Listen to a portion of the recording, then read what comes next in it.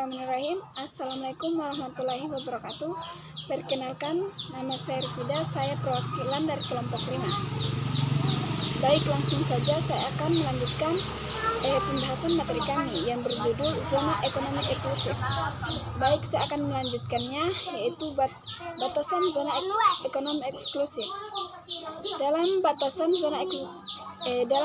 zona ekonomi eksklusif terdapat dalam banyak wilayah negara. Banyak yang tidak bisa mengklaim 200 mili laut penuh karena kehadiran negara tetangga, dan itu menjadikan perlu menetapkan batasan zona ekonomi eksklusif dari negara-negara tetangga.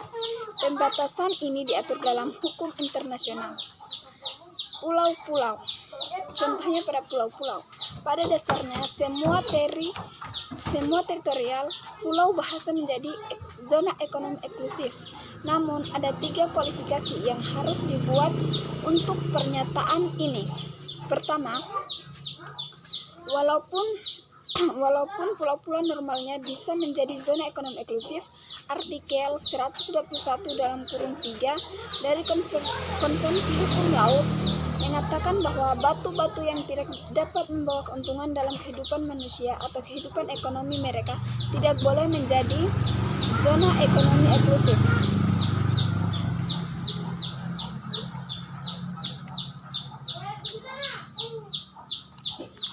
Dua, wilayah tidak berdiri sendiri.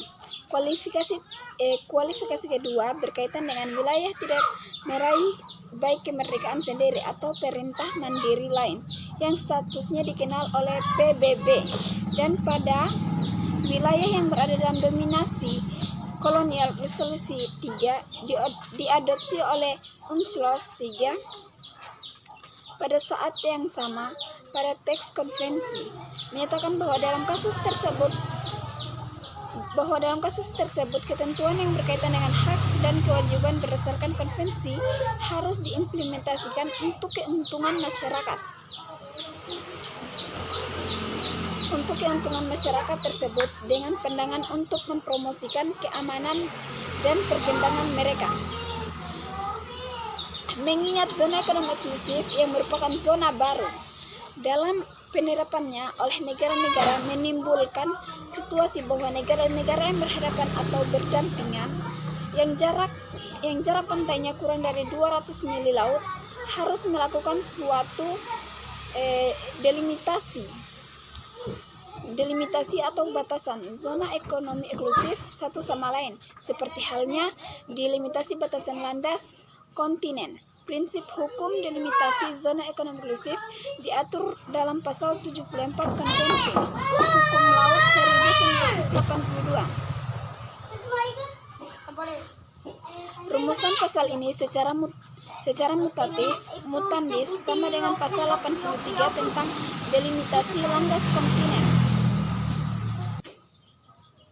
Oke, selanjutnya, sebelumnya zona ini lahir, negara-negara pada umumnya mengenal konsepsi zona perikanan, sehingga perjanjian yang dibuat adalah perjanjian batas zona perikanan.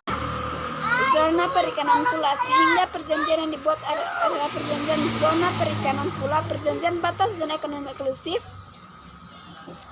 antar negara berdasarkan Konvensi Hukum Laut 1982.